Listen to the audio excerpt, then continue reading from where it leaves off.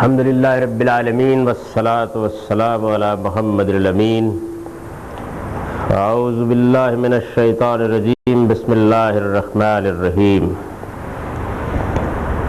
خواتین و حضرات، اسلامی شریعت کی عبادات میں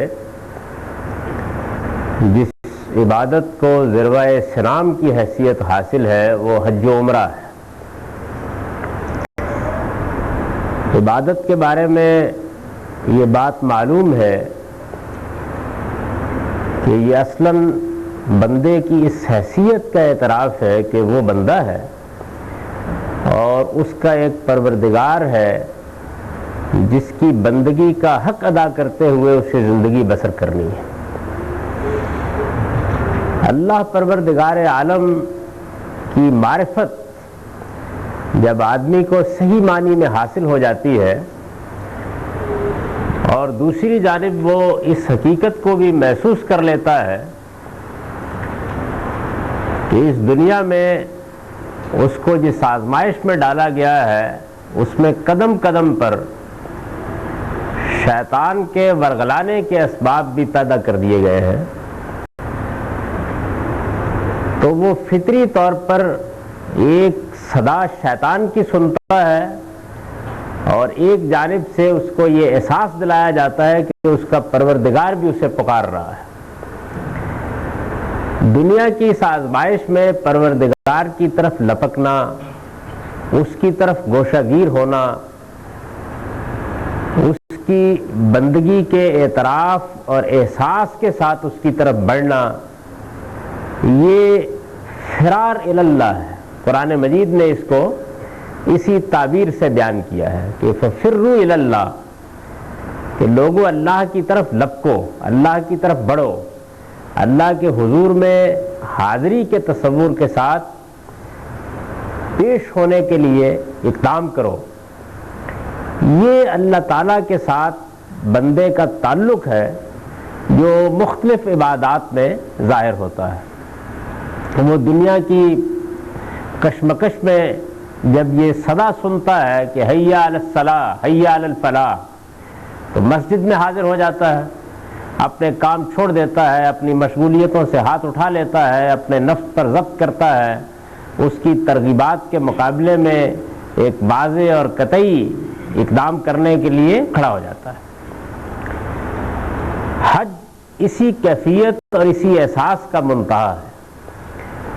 یعنی انسان چونکہ کچھ اپنی فطرت کے لحاظ سے اس طرح کا واقع ہوا ہے کہ وہ کسی محسوس مرکز کو تلاش کرتا ہے. اس کو بیان کیا نا ہمارے شاعر نے کہ خو گرے پے کرے محسوس ہے انسان کی نظر. اسلام میں ظاہر ہے کہ اس کی تو کوئی گنجائش نہیں ہو سکتی تھی کہ اس محسوس پیکر کو کسی بت کی، کسی صنم کی صورت دے دی جاتی. یہ چیز اپنے اندر جیسی مشرکانہ غلاظت رکھتی تھی، ظاہر ہے کہ توحید پر مبنی ایک مذہب اس کو کسی حال میں بھی گوارا نہیں کر سکتا تھا. تو اللہ تعالیٰ نے اپنے ایک پیغمبر کے ذریعے سے ایک مسجد یعنی عبادت گاہ ایسی اس دنیا میں قائم کر دی کہ جس کو بیت اللہ کی حیثیت حاصل ہو گئی. قرآن مجید نے یہ بیان کیا ہے کہ ان اول بیت وضع للناس للذی ببکۃ مبارک، یعنی اس زمین کے اوپر اللہ تعالیٰ کی عبادت کے لیے، اللہ تعالیٰ کی بندگی کے لیے جو ایک محسوس مرکز اللہ کے گھر کے طور پر، اور اللہ کے گھر کے طور پر گویا ایک مضاف اس میں حذف ہے، یعنی اللہ کی عبادت کے گھر کے طور پر، اسی وجہ سے اس کو بیت اللہ بھی کہتے ہیں اور المسجد الحرام بھی کہتے ہیں، بیت الحرام بھی کہتے ہیں. حرمت والا گھر، عزت والا گھر.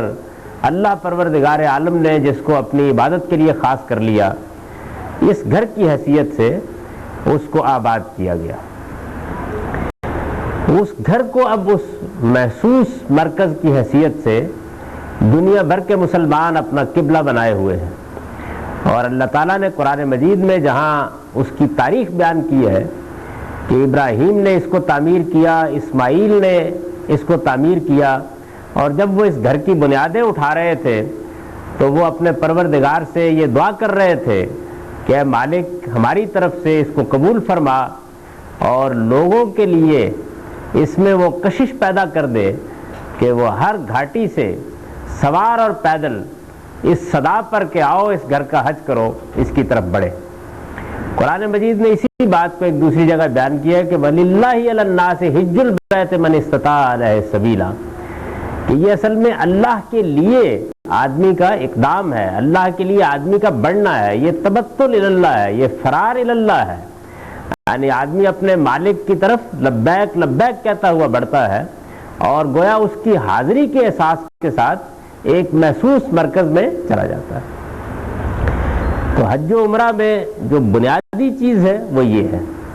اب اس کے بعد اس ساری کی ساری عبادت کو دو حصوں میں تقسیم کر دیا گیا ہے، ایک جس کو ہم عمرہ کہتے ہیں یا حج اصغر کہتے ہیں، اور دوسرے جسے ہم حج یا حج اکبر کہتے ہیں۔ پہلی عبادت یعنی عمرہ، اس میں تو اللہ تعالیٰ کے حضور میں حاضری، دنیا سے ہاتھ اٹھا کر اللہ تعالیٰ کے حضور میں حاضری، اللہ تعالیٰ کی طرف لپکنے بڑھنے، اس کی طرف تبتل اختیار کرنے ہی کو ایک علامتی اظہار دے دیا گیا ہے، اس کو سمبلائز کر دیا گیا ہے۔ چنانچہ یہ بات سیدنا ابراہیم علیہ السلام کے زمانے ہی میں ایک سنت کے طور پر جاری ہو گئی کہ اس کے مناسک کیا ہوں گے۔ مناسک ایک خاص اصطلاح ہے ہمارے دین کی، یعنی وہ کیا آداب ہیں، کیا رسوم ہیں جو اس حاضری کے لیے اختیار کیے جائیں گے۔ عمرے کے لیے بھی یہ آداب اور رسوم مقرر ہو گئے اور حج کے لیے بھی انہی کے زمانے سے یہ آداب اور رسوم مقرر ہو گئے۔ جس طرح کہ میں نے عرض کیا ہے کہ حج کی جو حقیقت ہے، جس کو قرآن مجید نے دونوں جگہ پر ایک لام سے بیان کیا ہے عربی زبان میں، یعنی اتم الحج والعمرۃ للہ، اور وہاں وَلِلَّهِ عَلَى النَّاسِ حِجُّ الْبَيْتِ مَنِ اسْتَطَاعَ إِلَيْهِ سَبِيلًا، یعنی دونوں جگہ گویا یہ خدا کی طرف، خدا کے لیے، خدا کے حضور میں آنے کا ایک عمل ہے، ایک قصد ہے۔ حج کے لغوی معنی بھی قصد کے ہوتے ہیں، یعنی آدمی نے گویا دنیا سے ہاتھ اٹھا کے کسی اور جانب کا ارادہ کر لیا ہے۔ ایک صدا طاغوت کی ہے جو شب و روز اٹھتی ہے اور وہ طرح طرح کی تفریحات کے نام پر آدمی کو غلاظتوں کی طرف بلاتی ہے، نجاستوں کی طرف بلاتی ہے، اور ایک اللہ پروردگار عالم کی صدا ہے کہ جو اس کو روشنی کی طرف، نور کی طرف، ہدایت کی طرف، پاکیزگی کی طرف، تزکیے کی طرف بلاتی ہے۔ تو اس صدا کے اوپر لبیک آدمی نماز میں بھی کہتا ہے، روزے میں بھی کہتا ہے، شیطان کی ترغیبات کے مقابلے میں نیکی اور خیر کے ہر کام کے موقع پر کہتا ہے، اللہ کے دین کی نصرت کے کاموں میں بھی کہتا ہے، لیکن یہ چیز بالکل آخری درجے میں محسوس ہو جاتی ہے جب وہ احرام باندھ کر اللہ کے گھر میں حاضری کے لیے تیار ہو جاتا ہے۔ تو یہ بڑی غیر معمولی عبادت ہے، اور یہ بات سمجھ لینی چاہیے کہ جو لوگ انسانی زندگی پر علامتی اثرات کو محسوس نہیں کرتے، وہ بعض اوقات ان عبادتوں کی حقیقت کے بارے میں بھی طرح طرح کے ترددات کا شکار ہو جاتے ہیں۔ یعنی دنیا میں انسان کی فطرت ایسی بنائی گئی ہے کہ وہ اپنے جذبات اور احساسات کو جب اپنی اصل صورت میں ظاہر نہیں کر سکتا تو پھر ان کو علامتی صورتوں میں ظاہر کرتا ہے۔ یہ دیکھیے کہ دنیا میں مختلف اقوام جب اپنی قومی شناخت قائم کرتی ہیں تو وہ اس کو اپنے علم میں، جھنڈے میں، اپنے ترانے میں یا بعض اور تہواروں میں ظاہر کرتی ہیں۔ یہ ساری چیزیں اصل میں اسی علامتی احساس کو بیان کر رہی ہوتی ہیں۔ بین ہی یہی چیز عبادات میں بھی ہے۔ رکوع کیا ہے، سجود کیا ہے، یہ اصل میں اللہ کی بندگی کے اعتراف کی علامتیں ہیں۔ یعنی آدمی جب اپنا سر جھکاتا ہے تو اصل میں سر نہیں جھکاتا، اپنا دل جھکاتا ہے، اس کی کمر خم نہیں ہوتی، اس کی روح خدا کے سامنے جھکتی ہے، اور اس احساس کو یعنی جو اس کے اندر پیدا ہوتا ہے، اخبات کا، انابت کا، خدا کی طرف بڑھنے کا، اس کے خوف کا، اس کی محبت کا، اس کو وہ ظاہر کرتا ہے ان علامتوں میں، یعنی رکوع کر کے، سجدہ کر کے، اس کے حضور میں بہت ادب کے ساتھ کھڑے ہو کر۔ یہی جو چیز ہے یہی حج کی عبادت میں بدل جاتی ہے۔ یہ سمجھ لینا چاہیے کہ اس میں اصل حقیقت یہ ہے، باقی چیزیں ضمنی نوعیت کی ہیں۔ جن لوگوں پر مذہب کے اسٹیٹ ہونے کا تصور بہت غلبہ پا لیتا ہے، وہ یہ کوشش کرتے ہیں کہ عرفات کے میدان سے کوئی بین الاقوامی اجتماع نکالنے کی صحیح کریں، اور کوئی بین الاقوامی کانفرنس پیدا کرنے کی صحیح کرے، بنیادی طور پر یہ سمجھ لینا چاہیے کہ حج عبادت ہے نہ کہ سیاست ہے، اور ایک عبادت کی حیثیت سے اس کی روح تبتل اللہ ہے، یعنی آدمی نے اس دنیا کی زندگی سے کچھ دیر کے لیے ہاتھ اٹھا کر اپنے مالک کی طرف بڑھنے کا ارادہ کر لیا، اور یہی وجہ ہے کہ جو حج کا ترانہ ہے وہ اس کی حقیقت کو پوری طرح بیان کر دیتا ہے۔ تلبیہ کی صورت میں جو الفاظ آدمی کہتا ہے لبیک اللہم لبیک لبیک لا شریک لک لبیک، میں حاضر ہوں پروردگار، میں حاضر ہوں پروردگار، یعنی اس میں اگر کوئی اجتماعی مقصد اصل حقیقت رکھتا تو پھر ظاہر ہے کہ اس کا ترانہ یہ نہ ہوتا۔ اس میں تو خدا کی طرف لپکنے، خدا کی طرف بڑھنے، خدا تعالیٰ کے حضور میں حاضر ہونے، اپنے آپ کو اس کے سامنے ڈال دینے، اس کا تبتل اختیار کرنے، اس کے لیے گوشہ گیر ہو جانے، اس کے گھر میں جا کر متکف ہو جانے کا احساس ہے، جس کو اصل میں علامتوں میں بیان کر دیا گیا ہے۔ تو اس حقیقت کو بہت اچھی طرح ذہن نشین کر لینا چاہیے۔ عمرہ تو سر یہی، حج کے اندر البتہ ایک اور چیز اللہ تعالیٰ کے حوالے سے نمایاں ہوتی ہے، جس کو میں حج کے مناسک بیان کرتے ہوئے واضح کروں گا، لیکن عمرے میں جو بنیادی روح ہے وہ حج میں بھی ہے، عمرے میں وہی بات ختم ہو جاتی ہے، یعنی اللہ تعالیٰ کے حضور میں حاضری ہے در حقیقت، جس کو عمرے کی صورت دے دی گئی۔ میں اس سے پہلے ہی بھی یہ بات عرض کر چکا ہوں نماز کے بارے میں گفتگو کرتے ہوئے، روزے کے بارے میں گفتگو کرتے ہوئے، کہ یہ جتنی بھی عبادات ہیں یہ قرآن سے شروع نہیں ہوئی، یعنی یوں نہیں ہے کہ رسالت میں آپ صلی اللہ علیہ وسلم کی بعثت ہوئی، قرآن نازل ہوا اللہ کی کتاب کی حیثیت سے، اور تب پہلی بار دنیا کو ان عبادات کی طرف بلایا گیا۔ قرآن نے اس کی تاریخ خود سنائی ہے کہ اللہ تعالیٰ نے حضرت ابراہیم کے ذریعے سے اس گھر کو آباد کیا، سیدنا اسماعیل نے اس کی بنیادیں اٹھائی، اسی وقت سے حج اور عمرے کی عبادت جاری کر دی گئی۔ تو یہ بھی ایک انبیاء علیہ السلام کی قدیم سنت ہے، اس کو بھی سنت ابراہیمی کی حیثیت حاصل ہے۔ اس کے مناسک، اس کے آداب، اس کے رسوم، یہ حج کیسے کیا جائے گا، یہ رسالت مآب صلی اللہ علیہ وسلم نے یا قرآن نے مقرر نہیں کیے، ان کی ابتدا وہاں سے نہیں ہوئی، یہ تو پہلے سے اسی طریقے سے جاری تھے، اور اس وجہ سے اس کی حیثیت بھی ایک سنت کی ہے۔ میں جس طرح پہلے بتا چکا ہوں کہ نماز کے معاملے میں بھی قرآن مجید نے صرف اس کی تاکید کی، اس کے پڑھنے، اس کا اہتمام کرنے کی طرف توجہ دلائی، اور جہاں کہیں کوئی بدعت تھی یا کوئی خرابی تھی یا کسی تصور میں کوئی غلطی تھی یا کہیں کوئی چیز محو ہو چکی تھی، اس کو زندہ کر دیا، نمایاں کر دیا، درست کر دیا، یہ کیا۔ بین ہی دیکھیں گے آپ کے حج کی جو آیات ہیں ان کا ہم مطالعہ کریں گے تو یہ معلوم ہوگا کہ وہاں بھی یہی ہوا ہے۔ ایک عبادت پہلے سے جاری ہے، اس کے مناسک سے لوگ پوری طرح واقف ہیں، اس کے آداب کو جانتے ہیں، قرآن مجید اس کی ابتدا نہیں کر رہا، بلکہ جہاں جہاں کوئی ایسا مسئلہ ہے جس کے بارے میں توجہ دلانا مقصود ہے، یا اس کی حقیقت کے لحاظ سے یا اس کے آداب کے لحاظ سے یا اس کے احکام کے لحاظ سے، وہ قرآن مجید زیر بحث لایا ہے، یعنی اس کو اس نے بیان کیا۔ تو میں یہ عرض کر رہا تھا کہ اس کے بعد قرآن مجید کی اس حیثیت کو سمجھ لیا جائے تو پھر یہ تردد پیدا نہیں ہوتا کہ قرآن میں اس کے پورے مناسک کیوں بیان نہیں ہوئے۔ اس کی وجہ یہ ہے کہ قرآن مجید نے اس عبادت کی ابتدا ہی نہیں کی ہے، وہ پہلے سے ایک سنت کے طور پر جاری ہے، اس سے لوگ واقف ہیں۔ چنانچہ رسالت میں آپ صلی اللہ علیہ وسلم کے بارے میں یہ چیز تاریخ کے ریکارڈ پر موجود ہے کہ آپ نے نبوت سے پہلے حج کیا، تو اس حج میں ان بدعتوں سے اجتناب کیا آپ نے جو بدعتیں قریش نے اس میں داخل کر دی تھی۔ یہ روایت بخاری میں بیان ہوئی ہے کہ ایک شخص کا اونٹ گم ہو گیا قریش میں سے، تو وہ بعد میں مسلمان ہوئے، وہ اپنے اس زمانہ جاہلیت کا واقعہ بیان کرتے ہیں کہ میں اپنا اونٹ تلاش کرنے کے لیے عرفات کے میدان میں گیا، حج کے موقع پر اونٹ گم ہو گیا، تو میں نے دیکھا کہ محمد صلی اللہ علیہ وسلم میدان عرفات میں ہے، قریش میدان عرفات میں نہیں جاتے تھے، یعنی وہ مشعر حرام میں جس کو مزدلفہ کہتے ہیں وہیں قیام کرتے تھے، اور ان کا کہنا یہ تھا کہ ہم چونکہ بیت اللہ کے متولی ہیں تو اس وجہ سے ہمیں حرم کے حدود سے نہیں نکلنا چاہیے، عرفات حدود حرم سے باہر ہے۔ تو وہ یہ کہتے ہیں کہ میں نے دیکھا تو مجھے بڑی حیرت ہوئی، ان کے الفاظ یہ کہ انہو من الخمس، یہ تو قریش میں سے ہے، یہ یہاں کیا کر رہے ہیں۔ بعد میں وہ اسلام لائے، پھر یہ معلوم ہوا کہ یہ قریش کی بدعت تھی، اللہ تعالیٰ نے یہ فرق نہیں رکھا ہوا کہ کوئی مزدلفہ میں سے واپس آ سکتا ہے، سب کو عرفات میں جانا ہے۔ تو وہ یہ کہتے ہیں کہ مجھے یہ بعد میں احساس ہوا کہ یہ پیغمبری کے منصب پر تو بڑے عرصے کے بعد فائز ہوئے، لیکن اس وقت بھی یہ دین فطرت پر تھے، دین ابراہیمی پر تھے، یعنی حضور نے اس بدعت کا ارتکاب نہیں کیا، بلکہ عرفات میں آپ تشریف لے گئے، درا حالے کہ آپ کی قوم کے لوگ اس کو پسند نہیں کرتے تھے۔ تو اس سے آپ سمجھ سکتے ہیں کہ حج کی عبادت، عمرے کی عبادت اس سے بہت پہلے جاری تھی، ہمیشہ سے جاری تھی، اور اس کا اہتمام کرتے تھے قریش۔ رسالت پاک صلی اللہ علیہ وسلم بھی اسی طریقے سے حج کرتے رہے، یہاں تک کہ آپ کو اللہ تعالیٰ نے نبوت کے منصب پر فائز کیا تو پھر قرآن مجید نازل ہوا، اور قرآن مجید کے ذریعے سے ان بہت سی چیزوں کی اصلاح کر دی گئی جو اس عبادت میں غلط داخل ہو گئی تھی۔ کوئی بدعت اگر تھی تو اس کو درست کر دیا گیا، اگر کسی معاملے میں کسی پہلو کو نظر انداز کیا جا رہا تھا تو اس کو نمایاں کر دیا گیا۔ یہ کام قرآن نے کیا۔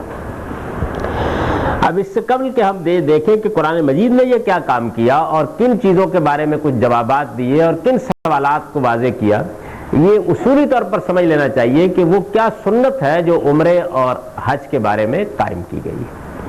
عبادات سے متعلق اتنی بات اس سے پہلے واضح ہو چکی ہوگی کہ اس میں کچھ چیزیں ایسی ہوتی ہیں کہ جو لازم کر دی جاتی ہیں، جن کو ہمارے فقہا واجبات یا فرائض کی اصطلاح میں بیان کرتے ہیں، یعنی دونوں کے معنی و مفہوم میں اصلاً تو کوئی فرق نہیں ہے، لیکن ہمارے ہاں احناف اس میں تھوڑا سا فرق کرتے ہیں، لیکن ایک ہی معنی میں یہ استعمال ہوتے ہیں اصلاً۔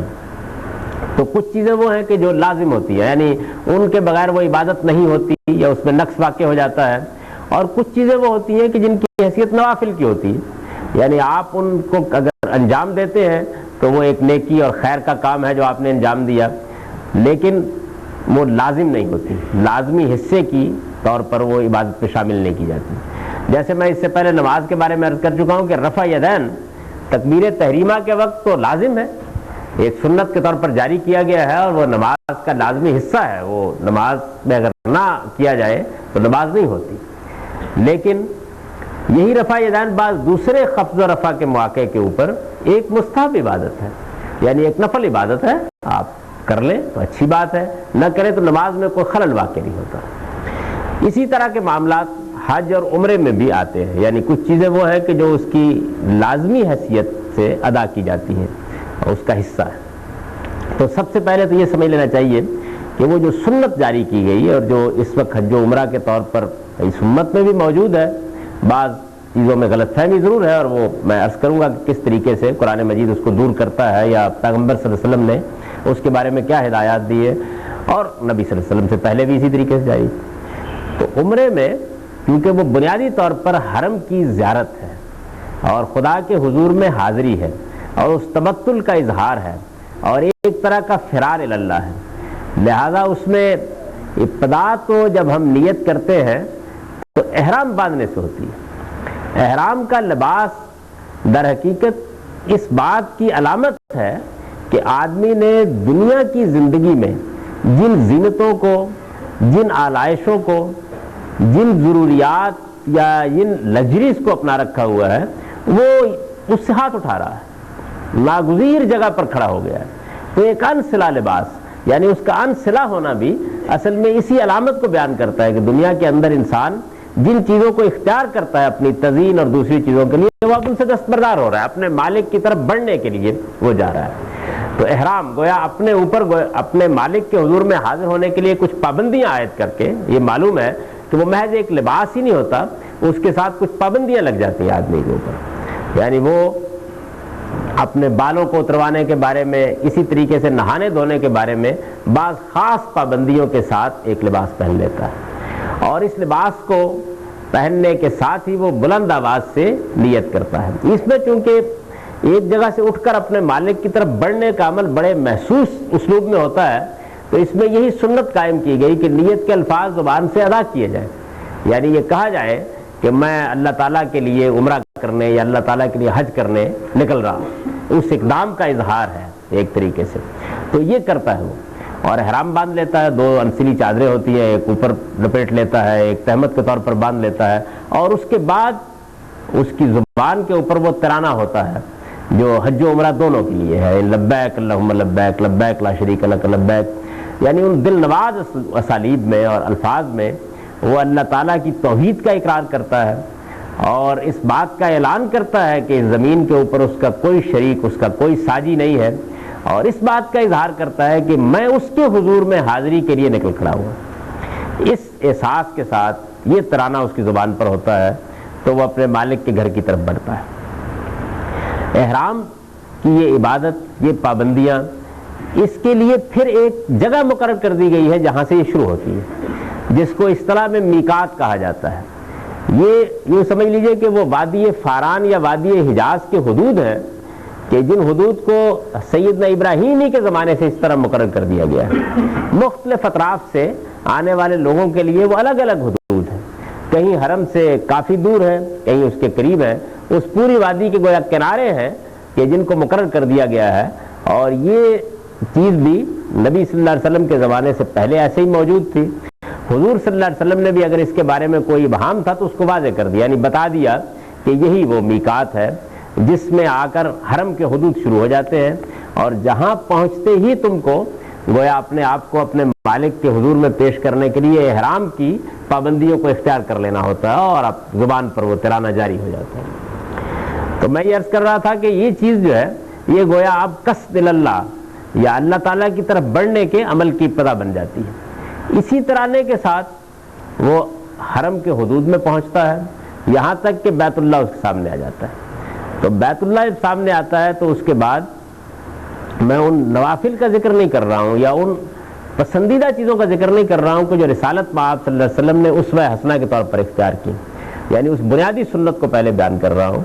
تو وہ حرم میں داخل ہوتا ہے اور اس کے بعد اس کو طواف کرنا ہوتا ہے، اور یہی در حقیقت عمرے کی پوری عبادت کا ذروہ احترام ہے، یعنی وہ اپنے مالک کے گھر میں پہنچ گیا اور اس کے بعد طواف کرتا ہے۔ اب طواف کے لیے جو چیز مقرر کی گئی ہے وہ یہ ہے کہ ایک کونے کے اوپر ایک پتھر کو یمین اللہ قرار دے دیا گیا ہے۔ دنیا میں جو ہم مذہبی نقطہ نظر اختیار کرتے ہیں تو قرآن کی اصطلاح میں یہ میثاق ہے، یعنی ایک کانٹریکٹ ہے جو ہمارے اور ہمارے پروردگار کے درمیان وجود ہوتا ہے۔ عہد اور میثاق سے قرآن اس کو تعبیر کرتا ہے۔ یعنی ایمان کیا ہے؟ خدا کو ماننا، شیطان کے مقابلے میں اس کی حرمتوں کا احساس کر کے زندگی بسر کرنا، یہ ایک میثاق ہے جو اللہ تعالیٰ نے اپنے پیغمبروں کی وساطت سے تمام انسانوں سے لیا ہے۔ بلکہ قرآن مجید میں یہ بیان کیا گیا ہے کہ پہلے یہ الست کے موقع پر تمام بنی آدم سے لیا گیا، اور پھر اسی میثاق اور اسی عہد کی تجدید انبیاء علیہ السلام کرتے رہے۔ یہ جو میثاق ہے یہ انبیاء علیہ السلام کے بعد اب حرم میں تجدید کے مرحلے سے گزرتا ہے، یعنی یہ عہد اور میثاق جو اللہ تعالیٰ کے ساتھ ہم نے باندھا ہے۔ تو عہد اور میثاق کے بارے میں قدیم ترین جو روایت رہی ہے وہ یہ ہے کہ جب اس کو موقت کیا جاتا ہے، یعنی پختہ کیا جاتا ہے، ایک تو یہ نا کہ آپ نے عہد باندھا یا آپ نے اس کو لکھ لیا، جب اس کو موقت کیا جاتا تھا قدیم زمانے میں تو اس کے لیے عام طور پر جو طریقے اختیار انسانوں نے کیے ان میں یہ تھا کہ دوسرے کے ہاتھ میں ہاتھ دے کے آپ گویا اس کو موقت۔ اب بھی آپ نے دیکھا ہوگا کہ جب معاہدات ہوتے ہیں اور مختلف قوموں کے درمیان یا ان کے سربراہان کے درمیان معاہدات ہوتے ہیں تو جب معاہدے پر دستخط کر دیے تھے دونوں پھر کھڑے ہو کر ہاتھ ملاتے ہیں، یعنی اس موقع کو پتہ، حالانکہ پہلے مل چکے ہوتے ہیں وہ لوگ۔ تو یہ قدیم ترین روایت ہے کہ جس میں اس عہد کو موقت کیا جاتا ہے ہاتھ ملا کر۔ اسی طریقے سے بڑی قدیم روایت یہ رہی ہے کہ جب کسی چیز کو موقت کیا جائے تو اس میں پھیرے عام طور پر لیے جاتے تھے۔ یہ آپ لوگوں میں سے جن لوگوں نے ہندو مذہب کو دیکھا ہے تو وہ جانتے ہوں گے کہ خود شادی ایک کانٹریکٹ ہے، اس کو موقت کرنے کے لیے وہ آگ کے گرد پھیرے لگاتے ہیں، یعنی یہ بھی ایک قدیم ترین علامت ہے گویا اس بات کی۔ تو اسی چیز کو طواف اور حجر اسود کے استلام کی شکل میں اللہ تعالیٰ کے لیے خاص کر دیا گیا ہے، یعنی اللہ تعالیٰ کے ساتھ جو ہم نے ایمان کا، وفا کا، اس کے احکام کی پابندی کا، دنیا میں شیطان کے مقابلے میں اس کی پرستش کا عہد کیا ہے، یہی مذہب ہے، یہی دین ہے، اس عہد کی تجدید کرتے ہیں۔ تو تجدید کو علامتی صورت دی گئی ہے، گویا حرم میں جانا، عمرے کے لیے جانا، خدا کی طرف جا کے اس سے اپنے عہد کو زندہ کرنا ہے۔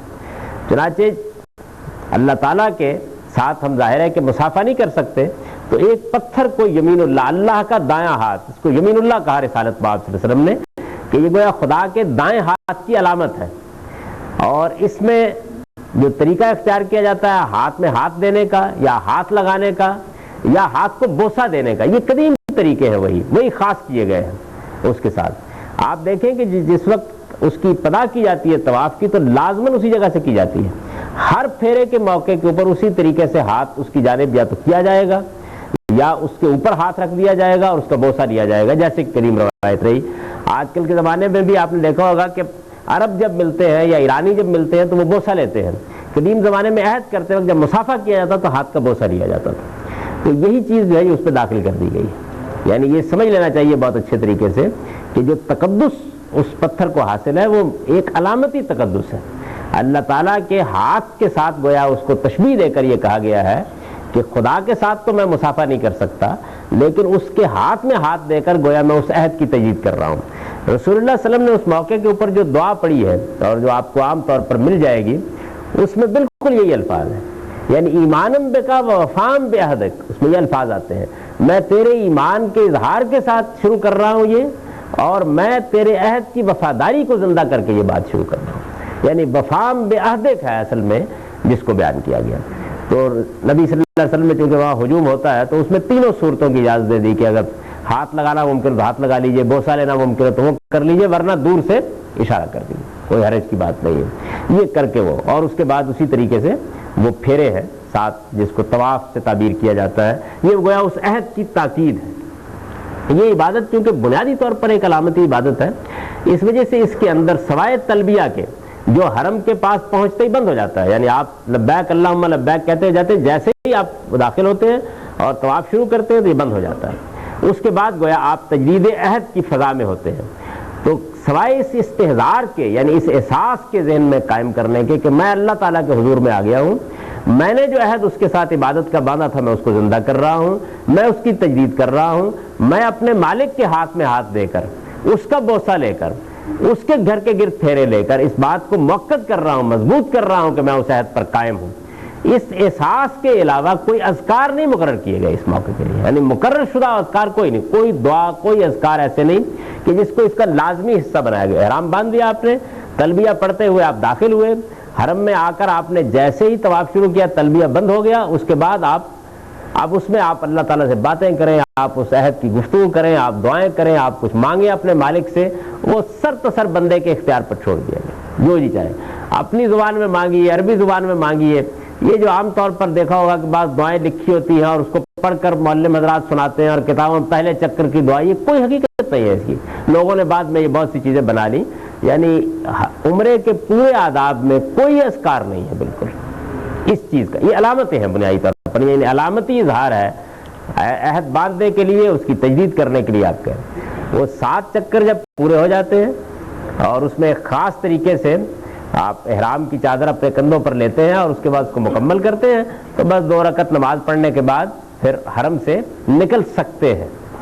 اگر آپ کو صحیح نہیں کرنی ہے تو نکل سکتے ہیں، اور باہر نکلنے کے بعد حجامت بنوائی جاتی ہے جو قدیم ترین زمانے سے کسی کی غلامی میں دینے کا اظہار ہے۔ یعنی جب عہد کیا تو گویا بندگی کا عہد کیا، اب اس بندگی کی علامت گویا ہم اپنے سر پر لے لیتے ہیں۔ پرانے زمانے میں جب غلام بناتے تھے تو سر موڑ دیتے تھے ان کا، تو اس چیز کو اللہ کے لیے خاص کر لیا گیا ہے، یعنی آدمی نے گویا بندگی کی علامت کے طور پر اپنا سر منڈوا لیا، حلق کرایا یا قصر کروایا، اور پھر اس کے بعد وہ احرام کھول دیتا ہے۔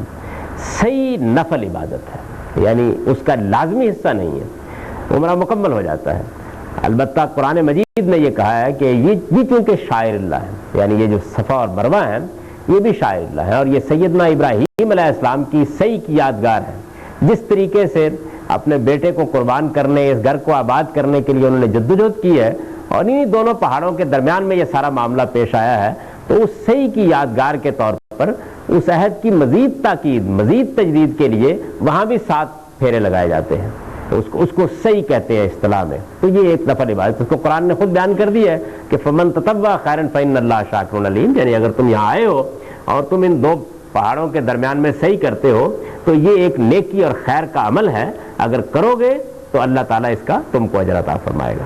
یعنی یہ چیز اس میں لازمی حصے کے طور پر نہیں ہے، ایک نفل عبادت کے طور پر ہے۔ بنیادی طور پر جو چیزیں عمرے میں ہیں وہ یہی ہے کہ آپ نے میقات سے احرام باندھا ہے، تلبیہ پڑھتے ہوئے آپ داخل ہوئے ہیں، آپ نے تجدید عہد کے لیے یا تو حجر اسود کا بوسہ لیا ہے یا ہاتھ لگایا ہے یا دور سے اس کا استلام کیا ہے، 7 چکر لگا کر اس کو مؤکد کیا عہد کو، 2 رکعتیں پڑھنے کے بعد آپ نے سر منڈوا دیا ہے اور اس کے بعد احرام کھول دیا۔ یعنی یہ کوئی 15-20 منٹ کی مختصر سی عبادت ہے کہ جس میں علامتی طور پر تجدید عہد، خدا کی طرف تبتل، اس کی طرف فرار، اور اس پروردگار کی بندگی کے اعتراف و اظہار کو بندہ آخری شکل میں ادا کرتا ہے، یہ اس کی نوعیت ہے۔ تو عمرے کے بارے میں یہ سمجھ، یہ عبادت ہر موقع پر کی جا سکتی ہے، جب چاہے کی جا سکتی ہے، لیکن اس عبادت کے بارے میں بھی یہ بات یاد رکھنی چاہیے کہ جو نبی صلی اللہ علیہ وسلم نے اس سے متعلق ہدایات دی، اس سے یہ بالکل واضح ہوتا ہے کہ اس کا قصد کر کے جاتا ہے جب آدمی تو یہ عبادت ہوتی ہے۔ ہمارے ہاں عام طور پر جو لوگوں نے طریقہ اختیار کر لیا وہ وہیں بیٹھے ہوتے ہیں اور اس کے بعد عمرے پر عمرہ کیے چلے جاتے ہیں، یہ نہ پیغمبر کا طریقہ ہے نہ صحابہ اکرام کا طریقہ ہے۔ عبادت کو مذاق نہیں بنایا جاتا، وہ اپنی پوری روح اور اپنی پوری شان کے ساتھ کی جاتی ہے۔ پھر چونکہ عام طور پر لوگوں کو معلوم بھی نہیں ہے کہ یہ تو اصل میں خدا کے ساتھ تجدید عہد کا ایک غیر معمولی معاملہ ہوتا ہے، تو یہ ایسا نہیں ہے کہ بس آپ آئے اور آپ نے 2 رکعتیں پڑھ لی اور آپ آئے تو آپ نے 2 رکعتیں پڑھ لی، اس کو اسی شان اسی اہتمام کے ساتھ انجام پانا چاہیے۔ صحابہ کرام میں تو یہ بحث ہوتی تھی کہ کیا سال میں 2 مرتبہ یہ عبادت کی جا سکتی ہے، اور یہاں صورتحال ہوتی ہے کہ میں نے یہ دیکھا وہاں پہ کہ بعض لوگ بہت فخر سے بیان کر رہے تھے کہ ہم کو 19 عمرے کر چکے ہیں اس میں، اور ان کے پاس سر منڈوانے کی جگہ بھی باقی نہیں رہتی اس کے بعد، معلوم ہوتا ہے کہ اب کیا منڈوائے، صورتحال یہ پیدا ہو جاتی ہے۔ تو اس وجہ سے یہ سمجھ لینا چاہیے کہ اللہ کے پیغمبر کا اس معاملے میں جو طریقہ ہے وہ یہ رہا ہے، یعنی آپ نے یہاں تک کہ آخری جو موقع ہے جس میں حضور کے ساتھ ازواج مطہرات بھی آئی ہیں تو آپ کو کئی دن تک قیام کرنا پڑا وہاں پر۔ سیدہ عائشہ کو کچھ خواتین کو جو ضرورت پیش آ جاتی ہے اس کے لحاظ سے زیادہ دیر قیام کرنا پڑا، اس میں بھی آپ نے کوئی دوسرا عمرہ نہیں کیا، یعنی وہی جو عمرہ آپ نے کر لیا اس کے بعد آپ مقیم رہے، آ کے عبادت کرتے رہے، یہاں تک کہ سیدہ کو عمرہ کرانے کے لیے بھی آپ خود نہیں تشریف لے گئے تاکہ اس طرح کی کوئی بدعت نہ پیدا ہو جائے لوگوں کے اندر۔ اور جس طرح کہ میں نے عرض کیا کہ یہی حضور کا طریقہ ہے، اسی سنت کے اوپر پوری قوت سے قائم رہنا چاہیے اور اس کی اصل روح کو ملحوظ رکھ کے یہ عبادت کرنی چاہیے۔ تو عمرے سے متعلق جو چیزیں ضروری تھیں وہ میں نے عرض کر دی۔ نبی صلی اللہ علیہ وسلم کے اسوے میں جو بعض چیزیں ہیں وہ حج کی عبادت کی تفصیل کے بعد انشاءاللہ میں اگلے لیکچروں میں عرض کروں گا۔ اس سے یہ اندازہ کیا جا سکتا ہے کہ اس عبادت کی شان کیا ہے، اس کا مقام کیا ہے، اور یہ اصل میں کس روح کو پیش نظر رکھ کر انجام دی جاتی ہے۔ اقول قولی ھذا واستغفر اللہ لی ولکم۔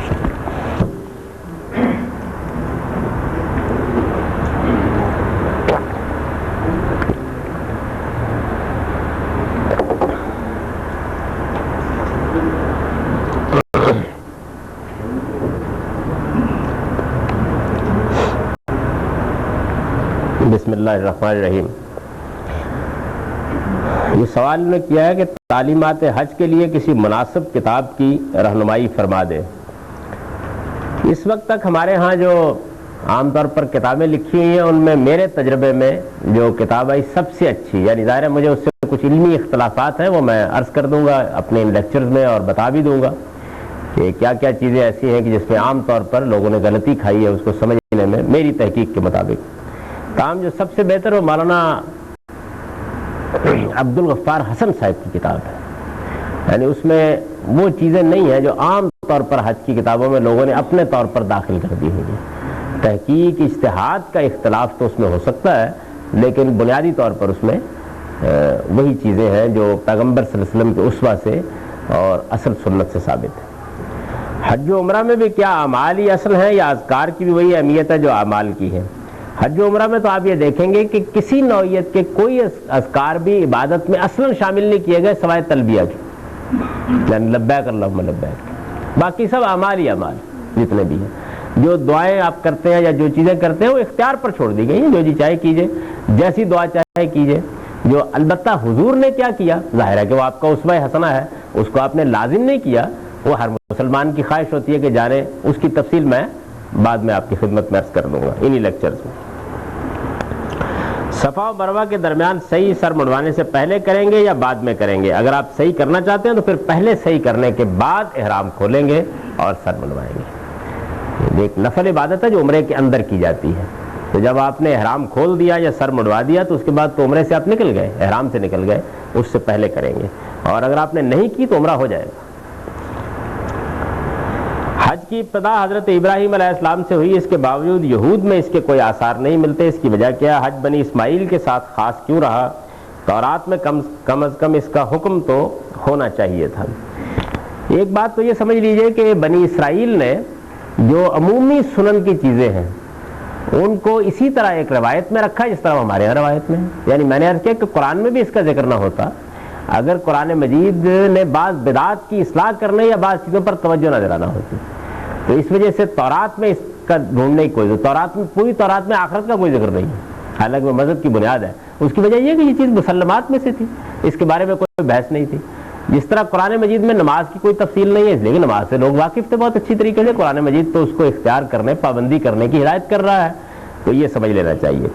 دوسری چیز یہ ہے کہ جو تورات اس وقت ہمارے پاس موجود ہے اس کے بارے میں حتمی طور پر یہ نہیں کہا جا سکتا کہ اس میں وہ سب چیزیں موجود ہیں.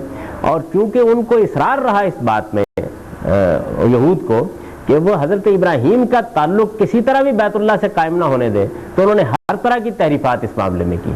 یعنی تحریفات کا جو اصل موضوع ان کا رہا وہ یہی رہا کہ مروہ کا تعلق، بیت اللہ کا تعلق کاٹ دیا جائے.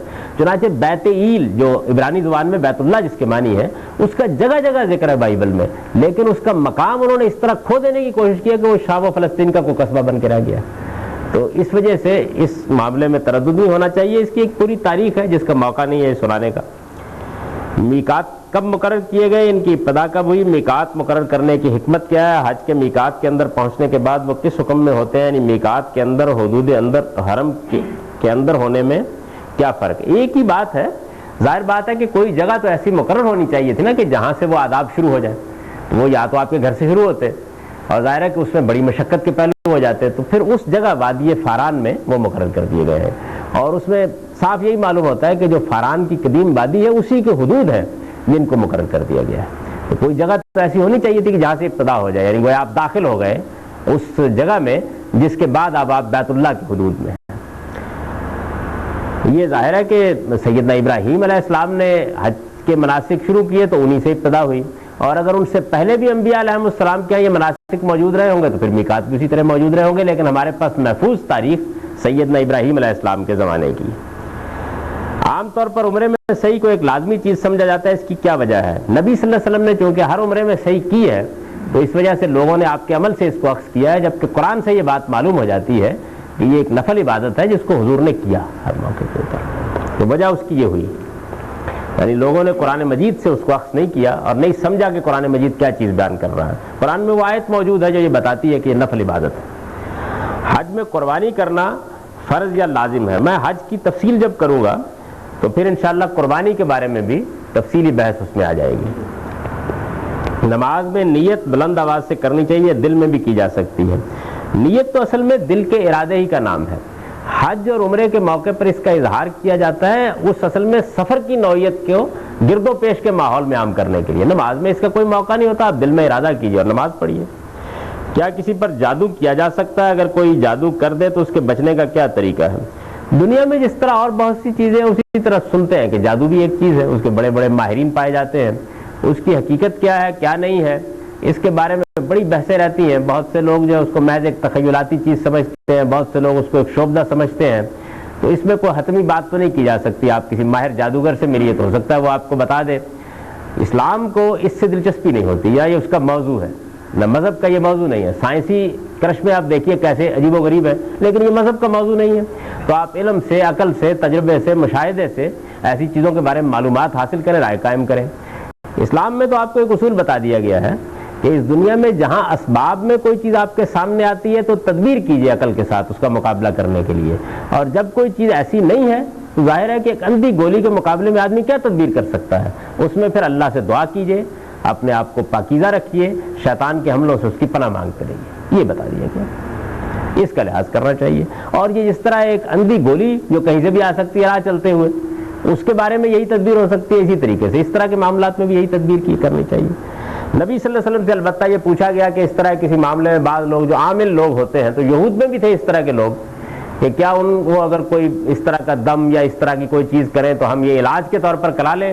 تو آپ نے فرمایا کہ اگر مشرکانہ چیز نہیں ہے ٹھیک ہے، یہ عام تجربے کی چیز ہے، اس سے تم فائدہ اٹھاؤ. یعنی یہ بات حضور نے فرمائی، تو اسی پر قائم رہنا چاہیے.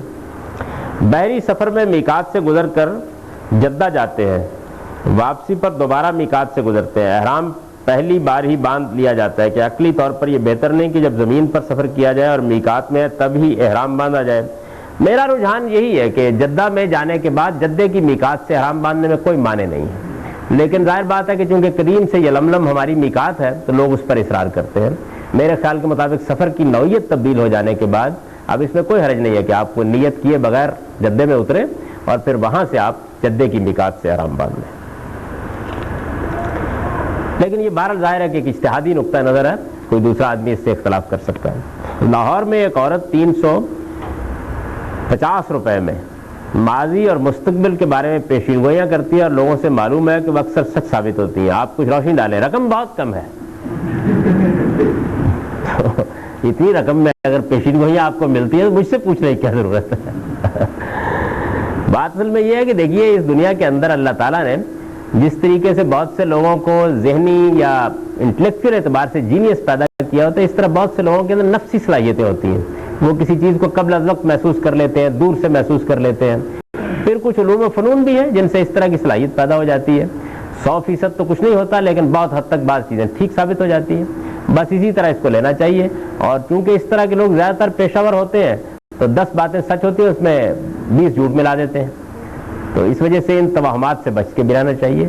حقیقت اس کی اس کے سوا کچھ نہیں ہوتی۔ عذاب قبر کی حقیقت واضح کر دیں۔ میں اس پر بڑی تفصیل کے ساتھ تمام روایات کا درس دے چکا ہوں۔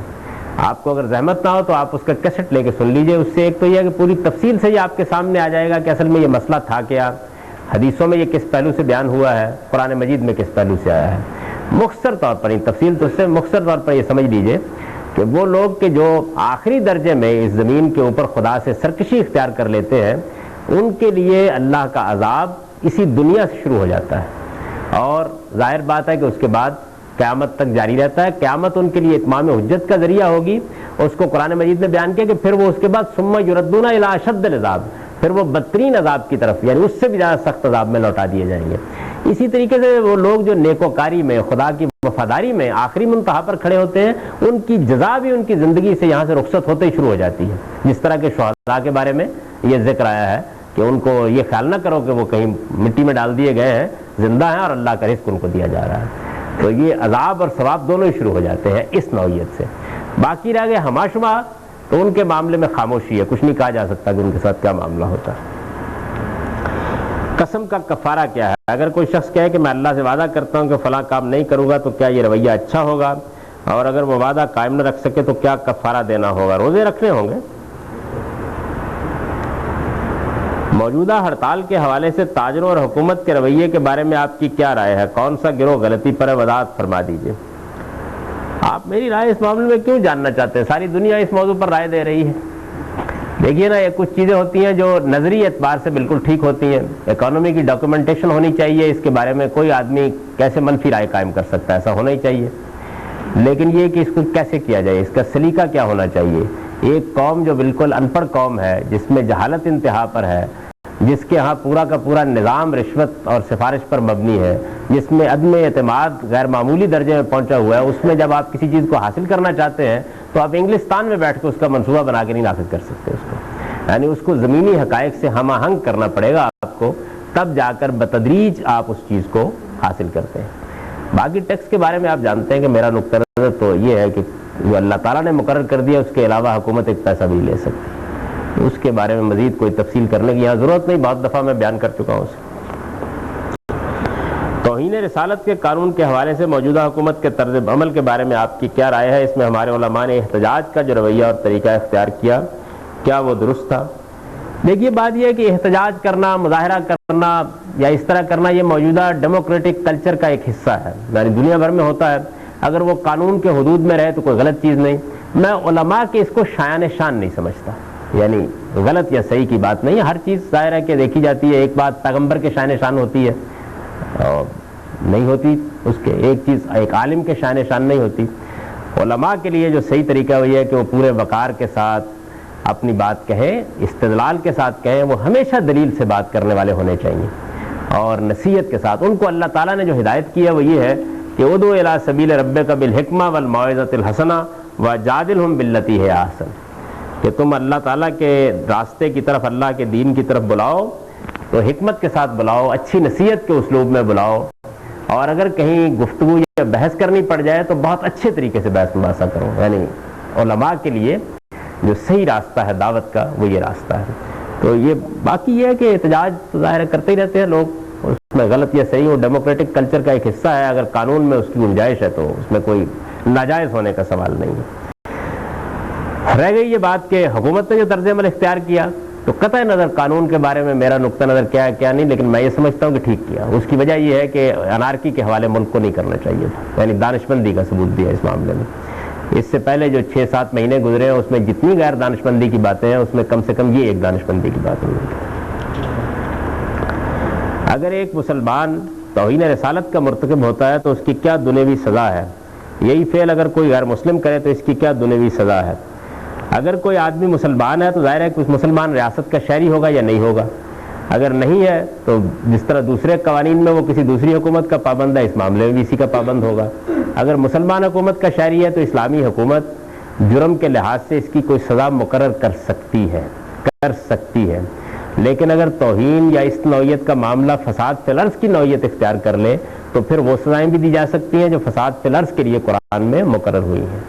تاہم بطور ایک منفرد جرم کے اس کی کوئی سزا شریعت میں مقرر نہیں کی گئی. اخروی سزا تو اس میں کوئی شک نہیں کہ غیر معمولی ہے. رسالت مآب صلی اللہ علیہ وسلم کی ہستی وہ ہستی ہے کہ جس کے بارے میں اللہ تعالیٰ یہ کہتے ہیں کہ اگر آواز بھی بلند ہو جائے نادانستہ تو اعمال ہفت ہو سکتے ہیں. تو اخروی سزا کے بارے میں تو دو رائے نہیں ہو سکتی، لیکن اس دنیا کے اندر کوئی باقاعدہ شرعی سزا مقرر نہیں کی گئی. ریاست دے سکتی ہے، اور اگر معاملہ فساد فی الارض تک پہنچ رہا ہو تو پھر وہ سزائیں بھی دی جا سکتی ہیں جو سورہ مائدہ میں اس کے لیے بیان ہوئی ہیں. غیر مسلم اگر ہماری ریاست کا شہری ہے تو ظاہر بات ہے کہ جو حکومت کے قوانین ہوں گے وہ جس طرح مسلمانوں کے لیے ہوں گے اس کے لیے بھی ہوں گے. جمہوریت کے بارے میں اسلام کا کیا نقطہ نظر ہے؟ یہ بات کہ حکومت لوگوں کی رائے سے قائم ہونی چاہیے اور لوگوں کی مرضی سے اس کو قائم رہنا چاہیے اور ان کی رائے کی تائید سے محروم ہو کر ختم ہو جانا چاہیے، یہ اسلام کا اصول ہے. حکومت اسلام میں آسمان سے نہیں آتی، فوج کے بطن سے برآمد نہیں ہوتی، کسی مذہبی پاپائیت کے انداز میں نہیں قائم ہوتی، کسی شخص کی وراثت کے طور پر منتقل نہیں ہوتی، وہ لوگوں کی رائے سے قائم ہوتی ہے. اس کو قرآن نے بیان کر دیا، وَأَمْرُهُمْ شُورَىٰ بَيْنَهُمْ. مسلمانوں کا نظام ان کے باہمی مشورے اور رائے پر مبنی ہوتا ہے. تو یہ جمہوریت تو اسلام میں موجود ہے، اس میں کوئی شک نہیں ہے. اسلام میں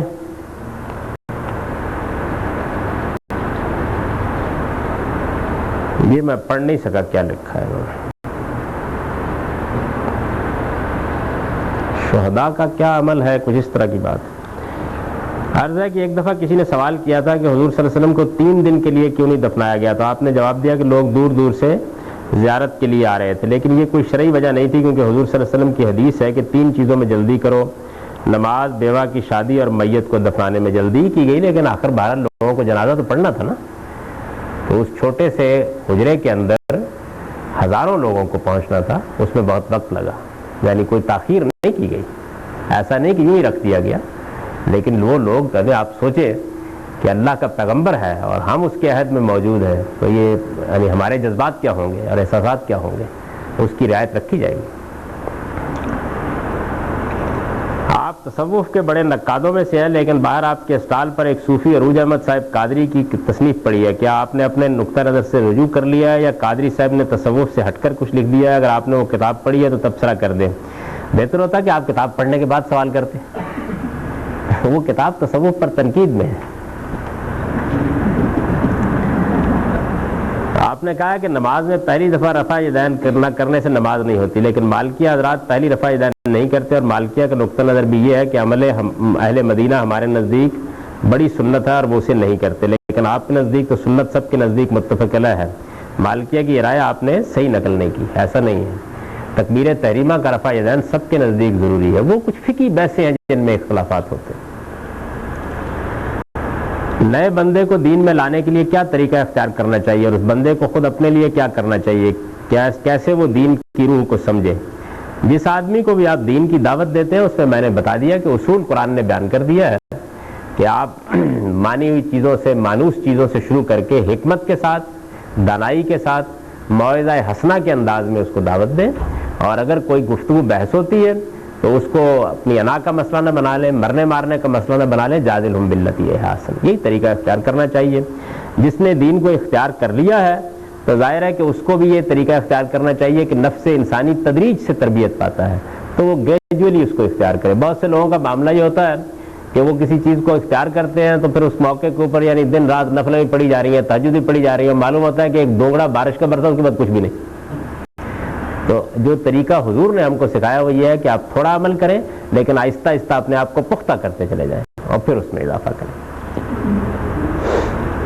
ہم نے ابھی اپنی ازدواجی زندگی کا آغاز کیا ہے. اس کے نشیب و فراز سے اچھی طرح گزارنے کے لیے آپ کی طرف سے دونوں کو نصیحت اور پاکیزہ دعا ہے. میری دعا ہے جی اللہ تعالیٰ آپ کو خاص طور پر ایک اچھا گھر بنانے کی توفیق عطا فرمائے اور آپ کو صالح اولاد دے اور آپ اس کو تربیت کا موقع پائیں. ایک ایسا گھر بنے جو لوگوں کے لیے مثالی ہو. ہمارے معاشرے کے اندر تو بدقسمتی سے ازدواجی زندگی ہماری ساری بد اخلاقیوں کو نمایاں کر دیتی ہے. ساس اور بہو کے جھگڑے، نندوں اور بھاوجوں کے جھگڑے، چغلی اور غیبت اور ایک دوسرے کو نیچا دکھانے کے معاملات اور اقتدار کی ایک گھریلو جنگ. معلوم ہوتا ہے کہ جیسے چنگیز اور ہلاکو آپس میں ٹکرا گئے. تو میں دعا کرتا ہوں کہ اللہ تعالیٰ آپ کو اس سے محفوظ رکھے، آپ کے گھر والوں کو بھی اس کی توفیق دے کہ وہ سلیقے کے ساتھ اس معاملے کو دیکھیں. اور جب ایک خاتون کو بیاہ کر ایک دوسرے گھر میں لایا گیا ہے تو اس کو یہ رعایت کم سے کم ایک عرصے تک دی جائے کہ اس کو نئے ماحول کو سمجھنا ہے، اس میں ایڈجسٹ ہونا ہے. آتے ہی اس سے اس طرح کے مطالبات نہ کیے جائیں کہ جو بالکل غیر حقیقی اور غیر فطری مطالبات ہوتے ہیں. اور ساس صاحبہ بھی اگر لے آئی ہیں تو پھر اپنے اقتدار میں تھوڑا بہت حصہ دے دیں آذراہ کرم. میں سراپا دعا ہوں آپ کے لیے. نماز کو کس طرح پابندی کے ساتھ پڑھا جائے، کتنی نماز ضروری ہے، کسی نئے بندے کو اگر نماز کی طرف متوجہ کیا جائے تو کس طرح کتنی نماز کو، جو فرض جس کو کہتے ہیں یہی ضروری نماز ہے. جب آپ یہ پڑھ لیتے ہیں تو نماز کی جو ذمہ داری آپ پر عائد کی گئی ہے وہ پوری ہو جاتی ہے. پھر کوئی مواخذہ نہیں ہوگا. البتہ جو باقی چیزیں ہیں وہ نوافل ہیں اور وہ آپ پڑھیں گے تو آپ کو اس کا اجر ملے گا. جب کوئی آدمی نماز کی طرف آئے تو سب سے پہلے اسی سے شروع کرنا چاہیے. ان پر پختہ ہو جائے تو آپ سے آپ نفل پڑھنے لگ جائے گا.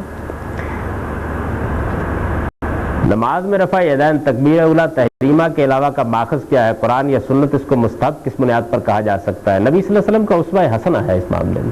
ایسی نفل چیزیں جتنی ہوتی ہیں وہ ظاہر ہے کہ اسوہ حسنہ سے معلوم ہوتی ہیں. ان کو سنت کے طور پر جب آپ جاری کرتے ہیں تو پھر تو اصل میں وہ اجماع ہو جاتا ہے اس کے اوپر. تو اس پر چونکہ اجماع نہیں ہے اس وجہ سے ظاہر ہے اس کو روایات سے اخذ کیا جائے گا.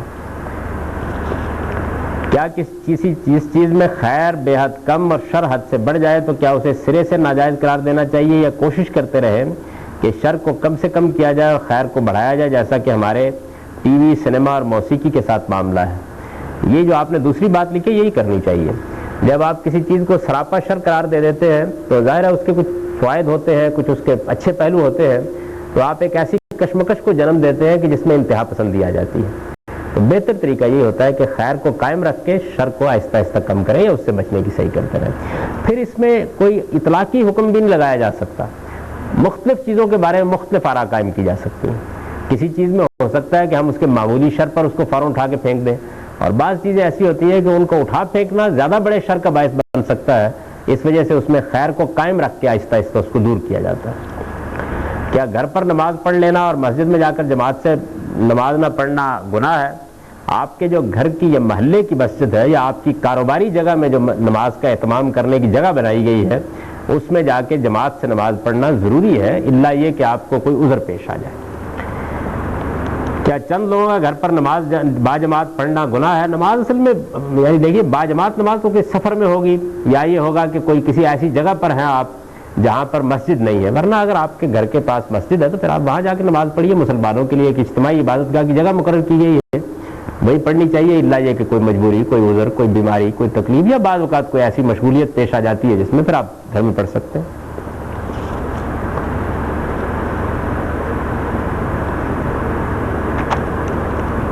گزشتہ اور آج کے لیکچر کے حوالے سے مجھے معلوم ہوا کہ آپ نماز، روزہ، حج، دیگر عبادات، معاشرتی، انفرادی، خصوصاً خاندانی معاملات و مسائل کے لیے تمام روشنی اور رہنمائی قرآن سے لیتے ہیں، مگر آپ اجتماعی اور بین الاقوامی، سیاسی اور معاشی، قومی، بین الاقوامی، عسکری، جہادی، سروری اور جہاں بانی کے آئیڈیاز اور افیئرز پر یہود و نصارہ کی روشنی دشمنی کی آیت حیات پیغمبر نہ کہ آج کل کے اسرائیل و مکہ امریکہ کے طاغوت کے بارے میں. اگر عبادات کی رہنمائی قرآن سے وہی ہے تو اس پر بھی قرآن کی خبرداری سے دوسرے معنی کیوں؟ قرآن مجید سے رہنمائی تو آپ نہیں لے رہے، میں تو اس کی رہنمائی بھی قرآن سے لے رہا ہوں. جس چیز کو میں نے اس عہد کے ساتھ خاص کیا قرآن کی روشنی میں کیا ہے، اپنی طرف سے نہیں کیا. اور خدا کی میں پناہ مانگتا ہوں اس سے کہ اپنی طرف سے کوئی کام کروں. قرآن ہی سے واضح ہو جاتا ہے کہ کیا چیز کس موقع کی ہے، کس محل کی ہے، کس لیے کہی گئی ہے، کس گروہ کے بارے میں کہی گئی ہے.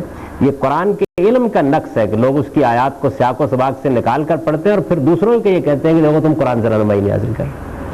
تو میں الحمدللہ ساری رہنمائی اللہ کی کتاب ہی سے حاصل کرتا ہوں۔ مسلمانوں کے زوال اور انسانیت کی قیادت و تولیت، ٹرسٹی شپ پر تعمیر کا منصب چھن جانے کے بعد روئے زمین پر جس قدر ظلم و فساد پیدا ہوا ہے، اور اس پر آج امت مسلمہ نے دنیا کی قیادت و سیادت پر اپنے فرض پر معذرت و مدافعت پر مبنی رویہ اختیار کیوں کیا ہے؟ مسلمان چاہے کتنا ہی کمزور کیوں نہ ہو، وہ ظلم کی آگ بجھانے کے لیے کافی ہے اگر اس کو اعلائے کلمت اللہ کے لیے خلافت الہی کا احساس ہو جائے۔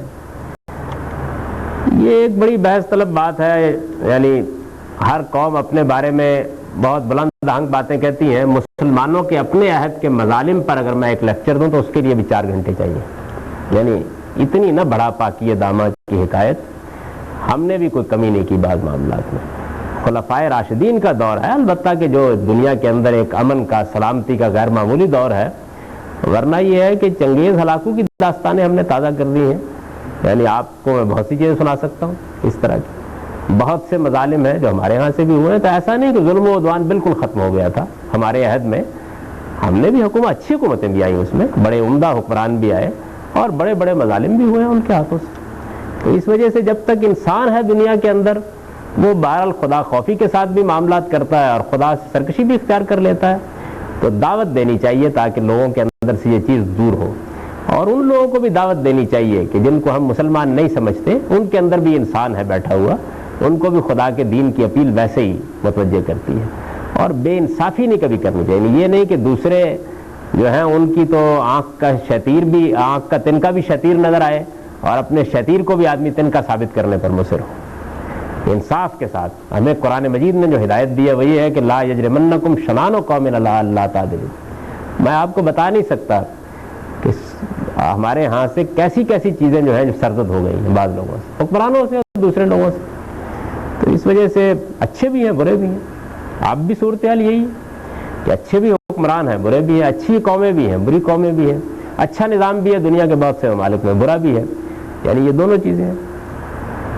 کیا قرآن مجید کی ہر آیت کا انطباق موجودہ دور پر کیا جا سکتا ہے، یا کچھ ایسی آیات ہیں جن کا تعلق صرف نبی محترم کے دور خاص کے ساتھ تھا؟ آپ سے درخواست ہے کہ سوالات لکھنے کے لیے کچھ وقت خاص کر دیں تاکہ دین کی گفتگو اطمینان کے ساتھ سنی جا سکے۔ غالباً ان کا مقصد یہ ہے کہ جو سوالات شروع ہوتے ہیں تو اس میں کچھ وقفہ کر دیا جائے کرے، اس کا اہتمام کر لیں گے۔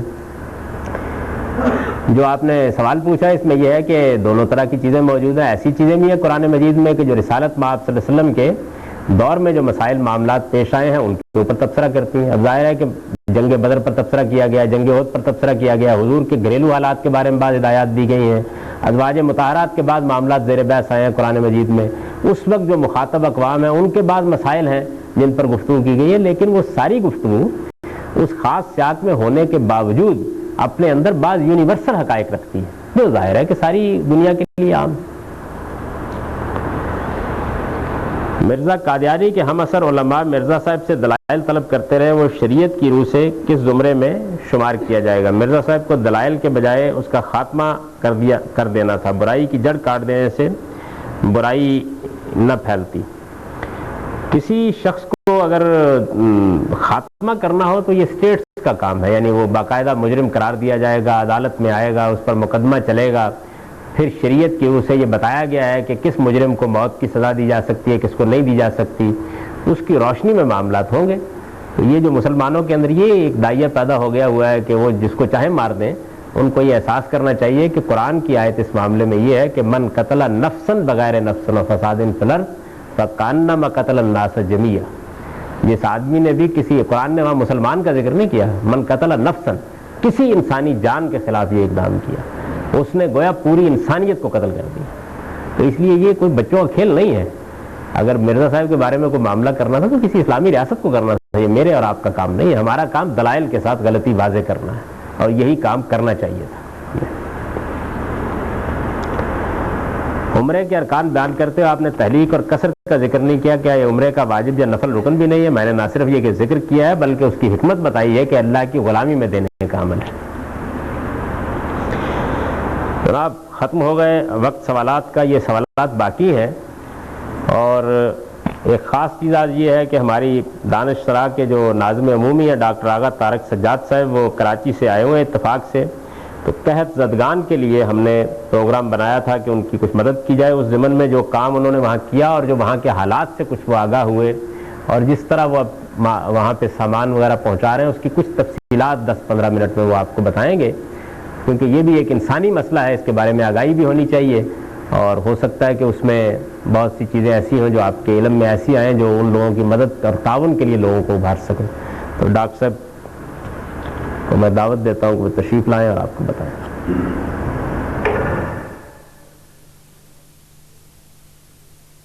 بارے میں دانش سرا کیا کر رہا ہے.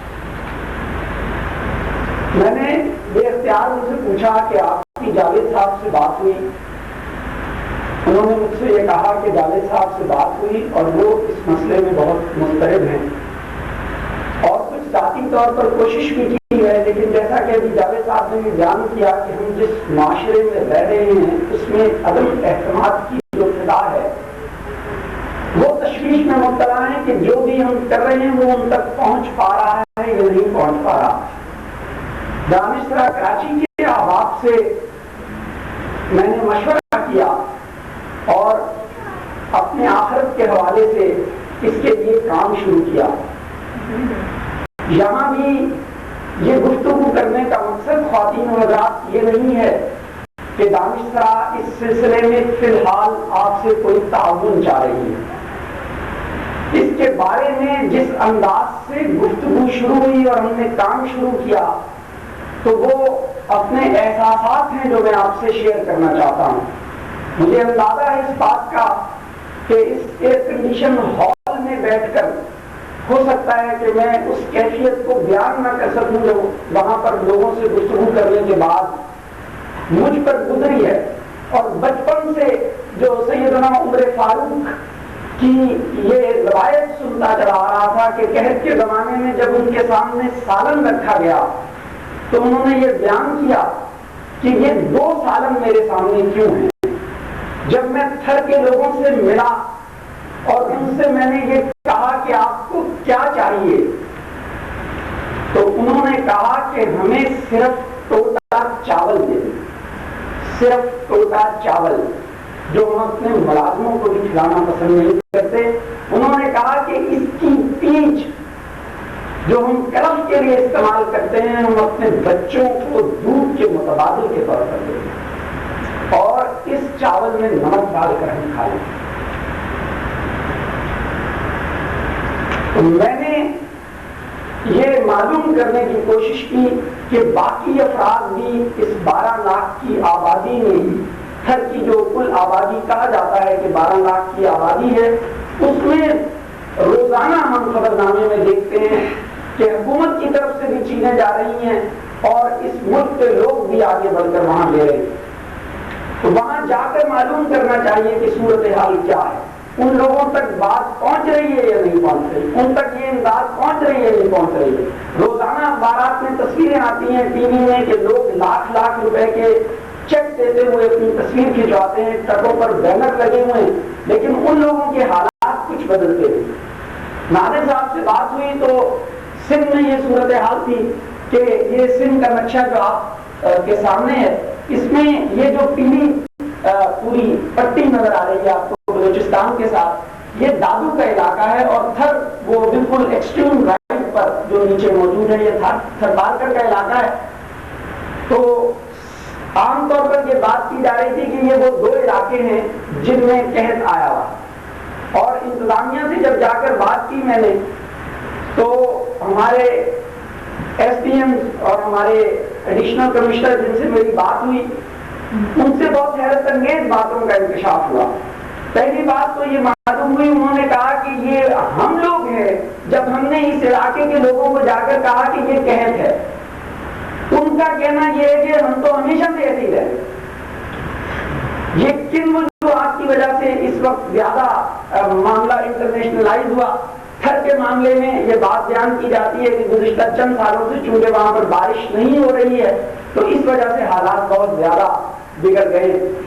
معاملہ غربت کا بے انتہا شدت سے دونوں جگہ، لیکن وہاں پر جا کر حالات کا جائزہ لینے کے بعد ہم نے یہ فیصلہ کیا کہ ہم دانش سرا کی طرف سے ٹارگٹ جو ہے اپنا اس ایریا کو بنائیں اور باقی جو افراد وہاں جا رہے تھے ان کے بارے میں وہاں کے رہنے والوں سے جب بات چیت کی تو یہ میر پور کا جو علاقہ ہے یہاں تک پکی سڑک ہے، اور میر پور خاص جو ہے وہ کراچی سے اگر آپ اپنی گاڑی میں جائیں تو تقریباً 5 گھنٹے کا رستہ ہے، ویسے 6 گھنٹے تک آپ پہنچ جاتے ہیں۔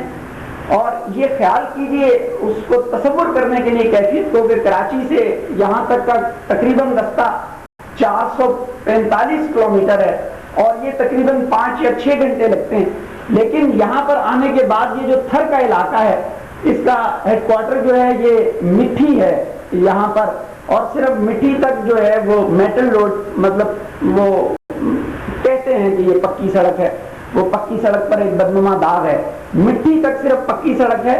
اور یہ جو بارڈر کا علاقہ ہے جو سب سے زیادہ، یہاں نگر پارکر ہے اور یہ گڈرو ہے، یہ انڈیا کا راجستھان ہے، یہاں یہ جو پوری بیلٹ ہے یہاں سے یہاں کا رستہ جو 20 اور 25 کلومیٹر ہے، آپ یقین کریں گے کہ اس میں 6 گھنٹے لگتے ہیں۔ اور وہاں جو ٹرک چلتے ہیں وہ آرمی کے پرانے ٹرک ہیں 6 سلنڈر، اور ان کو کیکڑا کہتے ہیں۔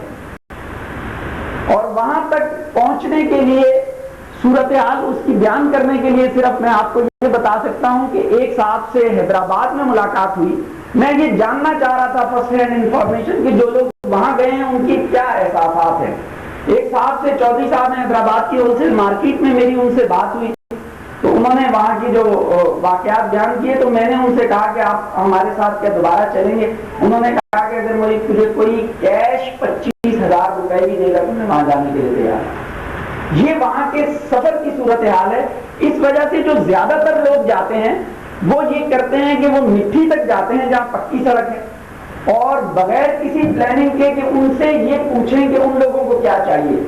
ہم اپنے گھر کے معاملات کے حساب سے کپڑے نکالتے ہیں اور تمام چیزیں کھانے کی اپنے حساب سے ہم نکالتے ہیں۔ ٹرک میں میں نے دیکھا ہے کہ لوگ یہاں سے دودھ بھیج رہے ہیں، ان کو لوگ یہاں سے گھی کے ڈبے بھیج رہے ہیں، وہ لوگ روتے ہوئے کہتے ہیں کہ یہ کیا چیز ہے، اس کو کیسے استعمال کریں، مطلب گھی کس لیے بھیج رہے ہیں، ہم یہ ڈالیں کس چیز میں۔ ان سے یہ معلوم کیا، ان سے ہم نے یہ بات کی اور یہ پوچھا کہ یہ تو اتنی چیزیں آ رہی ہیں آپ تک کیوں نہیں پہنچ پا رہی؟ تو وہ یہ بیان کرتے ہیں کہ لوگ مٹی تک آتے ہیں اور بےنتا اعلان کرتے ہوئے آتے ہیں۔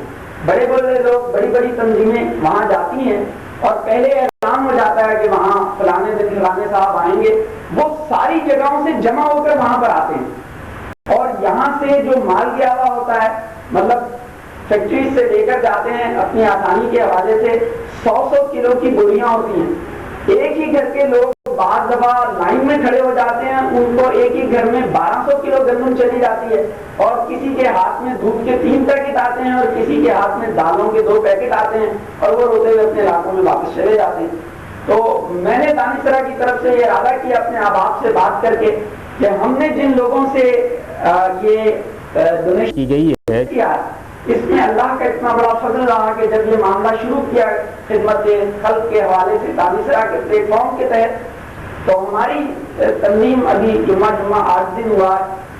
مجھے یہ جو ورکنگ کر کے لوگوں کے ساتھ جب گفتگو کی تو میرا خیال یہ تھا کہ ہم زیادہ سے زیادہ 1-2 لاکھ روپے جمع کر پائیں گے، لیکن اللہ کا شکر ادا کیا نوافذ کی صورت میں کہ دانشورہ کراچی ہی سے ہمیں ایسا بہترین رسپانس ملا کہ ہم 12 لاکھ روپے سے زیادہ جمع کرنے میں کامیاب ہوئے۔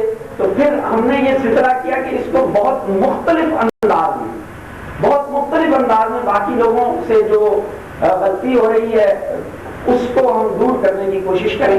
تو ہم نے پروگرام یہ کیا، انتظامیہ سے بات ہوئی، انتظامیہ زیادہ تر اس علاقے کی انتظامیہ یہ کہتی ہے کہ میر پور میں جہاں تک پکی سڑک ہے آپ تمام چیزیں ہمیں دے دیں، ہم پہنچا دیں گے۔ ہم نے کہا ایسی صورتحال اگر کرنی ہوتی تو جو چیف ایگزیکٹو کا ریلیف فنڈ ہے اس میں کراچی میں جمع کرا دیں۔ ہم یہ چاہتے ہیں، ہم نے جن لوگوں سے لیا ہے، ہم وہاں تک جو بالکل بارڈر کا علاقہ ہے وہاں پر جا کر ہم وہاں پر اپنے ہاتھوں سے چیز پہنچا کر آئیں گے۔ اس میں جتنی بھی تکلیف ہوگی، ہم جتنے زیادہ گناہگار ہیں اتنی زیادہ کوشش کریں گے کہ ہماری آخرت کے لیے اللہ تعالیٰ یہ مسائل قبول کرے۔ کراچی میں 20 احباب کو میں نے اس بات کے لیے راضی کیا جو ہمارے ساتھ چلیں گے۔ ہم نے اب آرمی سے بھی یہ بات کی ہے کہ وہ ہمیں प्रोटेक्शन दे और सामान दे गार्ड, तो हम उन्होंने इस बात पर रजामंदी का इजहार कर लिया। तो हम 20 आबाद जो हैं वो कॉन्वॉय की सूरत में बॉर्डर के एरिया में 2 सूरतों में जाएंगे। एक पार्टी जो है नगर पार्कर की तरफ जाएगी और एक पार्टी जो ऊपर बुद्रू की तरफ। और हम इस कॉन्वॉय में जो हमने पैकेट्स बनाए हैं डिस्ट्रीब्यूशन के लिए, उसमें भी ये किया है कि उन थर के रहने वाले लोगों से बातचीत करके, मतलब उनको बाजरा और गवार आना चाहिए जो किसी ने भी इस हवाले से सुना कि वो उसको खाते भी हैं। और जब वहाँ पे बारिश हो जाती है तो वो कहते हैं कि हमारे पास फसल के लिए कोई पैसा नहीं है, यही बीज है, हम बोल देते। गंदुम आटा, वहाँ की जो गर्मी है उसमें हफ्ता 10 दिन से ज्यादा आटा नहीं चलता, तो वो गंदुम को ज्यादा पसंद करते हैं क्योंकि वो गंदुम को एज इट इज खा लेते हैं भून के, और वही गंदुम चक्कियां वगैरह उनके पास है, उसकी जो खल वगैरह है उनके जानवरों के लिए इस्तेमाल हो जाती है। चीनी से पूछ के उनको कार्बोहाइड्रेट की सूरत के लिए वो, और चावल जो ED6 और ED8 सिंध की पैदावार है वो वहां पर, उसके लिए हमने 2500 फैमिलीज को टारगेट किया और 2500 पैकेट अलग अलग हम बनाएंगे जो एक एक घर में एक पैकेट इस हवाले से मिले। या हमने कैलकुलेट किया है कि कम से कम वो उनका 6 हफ्ते का राशन जो ये हम उनके घर पर पहुंचा के आए। और अल्लाह के करम से जावेद साहब की तरबियत ने ये बात हमें बहुत अच्छी तरह समझा दी है कि हमारा कोई बैनर, कोई नाम नहीं है हमारा तरफ से, कोई वहां पर ऐलान इस बात का नहीं उस इलाके में होगा। हम जाकर गांव में, देहातों में पूरी उस तरफ से शुरू करेंगे, बुद्धू से, नगर पार्कर से, कि वहां पर हम गांव में पहुंचाकर अपने हाथों से उन लोगों तक पहुंचा के आए। आपके सामने ये एहसास शेयर करने की बुनियादी वजह ये थी कि फिलहाल तो हम ये काम कर रहे हैं, लेकिन उन लोगों से जो बातचीत हुई है वो थर के रहने वाले अब बहुत बेबाक लोग हैं। मैंने जब सारदा में जाके उनके अफराद से जो वहां पर ड्राइवर हैं, फिटर हैं, उन लोगों से बात की, बहुत हाजिर जवाब उनको हालात ने कर दिया। मैंने कहा कि आपको क्या चाहिए, तो उन्होंने कहा कि हमें सड़क चाहिए। मैंने कहा कि सड़क तो मैं नहीं दे सकता। तो उन्होंने कहा कि फिर आप ये बताइए कि आप क्या दे सकते। हमें अगर सड़क आप नहीं दे सकते तो आप जो कुछ भी देंगे ये मुसलसल भीख ही देंगे। अगर वो 35 किलोमीटर की सड़क गुजरू तक और नगर पार्कर तक बन जाए तो वो सफर हार्डली जो है वो 20 मिनट का, लेकिन वो सड़क वहां पर ना होने की वजह से उनको पानी के प्रॉब्लम हैं। आप तसव्वुर नहीं कर सकते, जमीन में जो उन्होंने मटकों की सूरत में अपने स्टोरेज हाउस बनाए हैं उसी में उनके जानवर पीते हैं पानी, और उसी में वो पानी पीते हैं। और हमारे अफराद जब मिनरल वाटर की बोतल्स लेकर उनके साथ जाते हैं वहां पर मिट्टी तक, और उनके सामने वो उन लंबी बोतलों से पानी पी रहे होते हैं, तो उनके बारे में जो उनके तासुरात हैं वो मैं बयान नहीं कर सकता। ये कैफियत उनसे मिलने के बाद, उनसे बात करने के बाद हमारा इरादा है, आप इसमें अगर ताउन जारी रखेंगे। कराची में हमने आबाद से बात की है और लोग तैयार हैं, हमने उनके साथ बात की है कि हम इसको बाकायदा जो हम इस माशरे के अंदर अपना रोल अदा कर सकते हैं, जितनी हमारी इस्तात है, अपने इस कामों में से एक काम इसको भी समझते हुए इंशाअल्लाह हम ये कोशिश करेंगे कि मुसलसल करते रहें। और लाहौर से भी जो हमारा कंट्रीब्यूशन हुआ, चूंकि 2 सूबों में बुनियादी तौर पर ये बहुत ज्यादा मामला हो रहा था कि बलूचिस्तान में भी है, तो हमारे लाहौर ही के जो साथी हैं अनीस साहब, वो कुछ सामान यहाँ से लेकर बलूचिस्तान रवाना हो चुके हैं। क्योंकि कराची का जो बुनियादी तौर पर सारा सामान है उसकी क्वांटिटी जैसे मैंने बयान किया कि हमारी तरफ से बहुत ज्यादा होनी है, 12-13 ट्रक बनेंगे। और इस वक्त हड़ताल की सूरत हाल है और सिर्फ गंदुम ही की इंशाल्लाह हमारी जो क्वांटिटी है वो 60 टन से ज्यादा की है, 7000 kg से। तो उसकी पैकिंग में और जिस तरीके से हम पैकिंग करना चाहते हैं तो वो हड़ताल के बाद ही जाएंगे। कुछ आबाद का पहले मेरा भी ये इरादा था कि हो सकता है कि हमें देर हो गई हो, लेकिन जब वहां पर गए और उनसे बात हुई है तो वो लोग ये कहते हैं कि हम तो जब से होश संभाला ही नहीं हालात में रहे।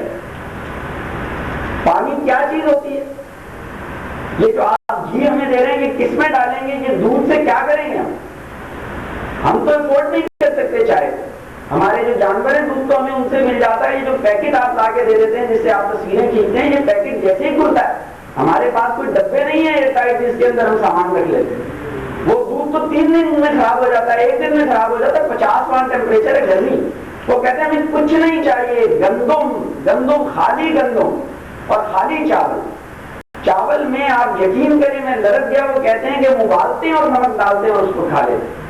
روٹی کے ساتھ بہت زیادہ اگر کسی وقت اچھا کھانا ہوتا ہے تو ان کے ساتھ چاول میں روٹی کے ساتھ جو ہے وہ پیاز مل جاتے ہیں اور وہ روٹی کے ساتھ اس کو کھا لیتے ہیں. یہ ہمارے اپنے ملک میں ہمارا ایک بہت بڑا حصہ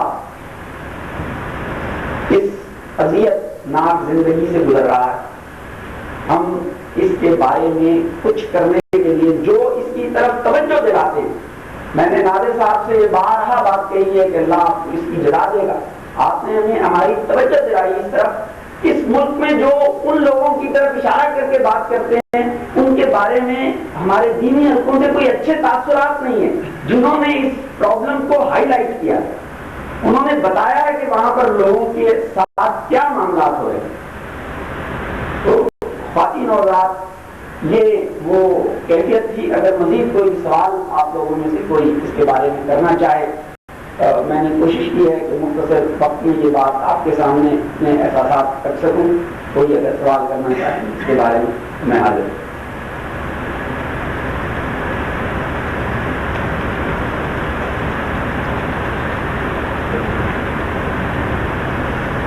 شکریہ.